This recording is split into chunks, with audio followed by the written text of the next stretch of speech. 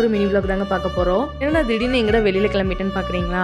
ஆமாங்க, போக வேண்டிய சூழ்நிலை ஆயிடுச்சு. பார்த்தீங்கன்னா குடோன் வாசல் வரைக்கும் வந்துட்டு இந்த பாம்பு இப்போ குடோனுக்குள்ளேயே வந்து சட்டையெல்லாம் விட்டுட்டு போயிருந்ததுங்க. ஸோ அதை பார்த்ததுலேருந்தே கொஞ்சம் பயமாயிடுச்சு. சரி நம்ம வீட்டு பக்கத்துலேயே இருக்கிற வாழைத்தோட்ட தையன் கோயிலுக்கு போயிட்டு வந்தால் கொஞ்சம் மனசு திருப்தியாக இருக்குங்கிறதுக்காக கிளம்பிட்டோங்க.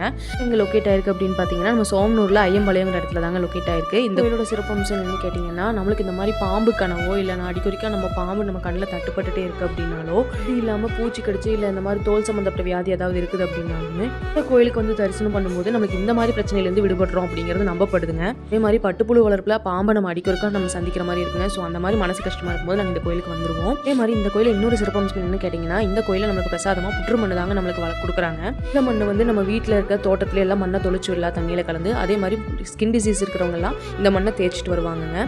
ஸோ இந்த வீடியோ உங்களுக்கு பிடிச்சிருந்தா யூஸ்ஃபுல்லாக இருந்தால் மறக்காம என்னோட சேனலை சப்ஸ்கிரைப் பண்ணிக்கோங்க. நெக்ஸ்ட் இது மாதிரி வீடியோ பார்க்கலாங்க. வாழ்க பாரதம், வளர்க விவசாயம்.